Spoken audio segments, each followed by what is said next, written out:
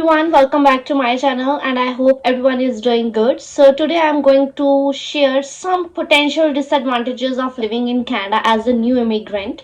While Canada is known for its diverse culture, stunning landscapes and high quality of life, there are also certain aspects that might not be ideal for everyone. So let's dive into some key points to consider before making this decision to move to Canada.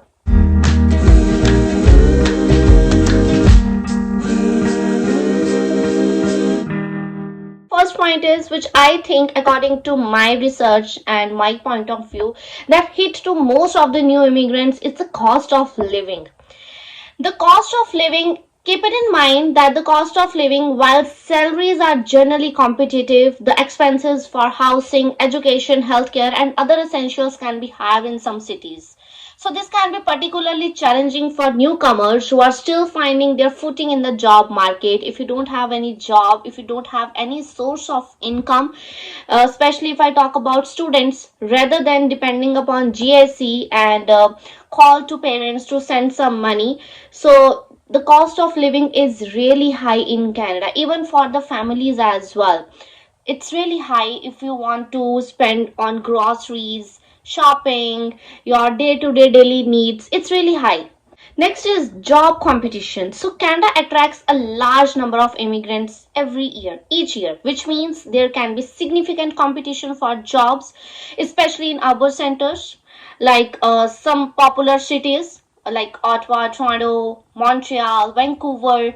So securing your desired job position might take longer than expected time, and some newcomers might need to settle for jobs that are not in line with their qualifications. If you want to know how to get your job in Canada, how to improve your skill set, how to work on your resume, I have already made so many videos related to jobs. You can watch those videos. I hope link is really helpful for you if you are already inside Canada and if you are looking for like a job hunt, job fairs, virtual fairs, and also you can watch those videos. Next is cultural shock. If you're a very family person, if you want to just be in your if you are a cocoon human being, adapting to a new culture can be exciting, but it can also lead to cultural shock.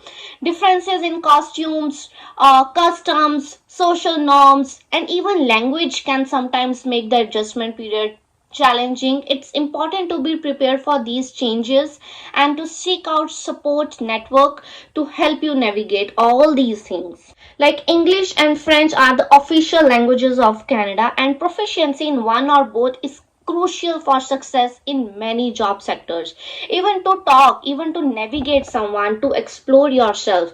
If you are not proficient in either language, you might face communication challenges that could limit your opportunity. Next is lengthy immigration process. As an immigrant, everyone is aware about how the time-taking process just for filing one document to getting a one paper document, whether it's a study permit, whether it's a work permit, PR card or citizenship, the immigration process is so lengthy, it's so time taking, waiting period is so demanding.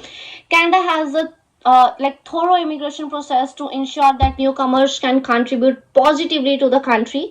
However, this process can be quite lengthy and bureaucratic as well, so causing delays in reuniting with family members or starting your new life. Patience is key during this period. Next is weather change, especially the cold weather. Winters, one of the most common concerns for newcomers is the winters, cold climate in Canada. Winters can be quite harsh, especially in provinces like Alberta, Saskatchewan and Manitoba and the southern part of Ontario, where temperatures can drop significantly. If you are not used to cold weather, adapting might be a challenging for you. If you have no proper winter gears, the real estate market in Canada, especially in major cities, can be nourishingly expensive. Buying a home might be financially challenging for newcomers, and renting could also be pricey in certain areas. There are many immigrants, there are many families like couples who are not living alone. they share someone like with their friends, so that the expense of their rent should be, divided, should be shareable. So there are many couples in the Canada who live together as a friends, as a family, in one apartment, and share their rents, because it's too expensive to live here. Education system differences. If you are planning to move with school aged children, if your kids are like school going, and be aware that the education system in Canada might differ from what you are used to. Familiarizing yourself with these differences and finding the right fit for your children is very, very important. Next is healthcare. I have recently posted one video in which I have shared the advantages to live in Canada, and in that video I have shared about the healthcare system. I have received so many messages, so many comments that healthcare is not good in Canada. There is so much waiting time. That's absolutely correct. I totally agree with those people that healthcare has some waiting time. Not some, I think it's huge. Their waiting time, it's huge. It's months, sometime a year. While Canada has a publicly funded healthcare system, it's worth noting that waiting times for non-urgent medical procedures can be longer due to demand. This might impact your access to timely healthcare services. Next is taxation, which is the hot topic in Canada right now.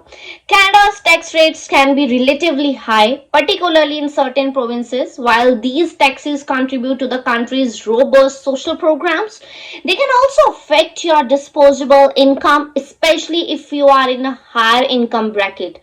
Higher your income, you need to pay more tax. Next is, which I think before coming to Canada you should consider this point, and that is the recognition of your qualification from your home country qualification, which is considered as a foreign qualification if you are in Canada. In some cases, newcomers might find that their foreign qualifications and work experience are not fully recognized in Canada. This can lead to having to retrain or recertified in order to work in your chosen field. Maybe you need to enhance your skills, improve your skills, and to adding on some skills into your previous skill set, your learnings, your experience.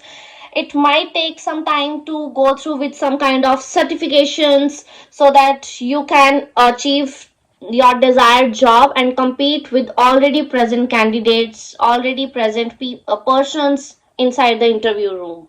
Next point, which I think, if you are totally family person, if you are not able to, like live without your family, your friends and all, so consider this point before moving to a new country, before moving to a new space. It's a family separation. Immigrating to Canada might involve leaving behind close family members, which can be emotionally challenging and mentally as well. Navigating the process of reuniting with family can take time and efforts, because I have already mentioned you that the immigration process is a time taking process, is a patience. You need patience in that thing. You need to be perfect in certain scenarios, in cooking, laundry, house maintaining, how to maintain your house, cleaning, dusting, and especially financing and budgeting. You need to know all these things. You have to be multitasking. You need to adapt. You need to learn by yourself, and it can be challenging sometimes mentally, physically, and emotionally as well. So the process of immigrating to a new country can be emotionally demanding. Dealing with homesickness, cultural adjustments, language barriers, and the stress of settling in a new environment might impact your mental health wing. Remember, the decision to immigrate to a new country is a complex one, and you should be based on a thorough understanding of both the advantages and disadvantages. It's always a good idea to research and consider these aspects carefully before making such a significant life-changing decision. If this video helpful for you, subscribe to my channel, hit a bell icon, and don't forget to like the video and share your views as well by commenting below. And I hope this channel help you a lot. For more information, follow me on Instagram and TikTok, and you can book personal appointment to talk to me. And thank you for watching.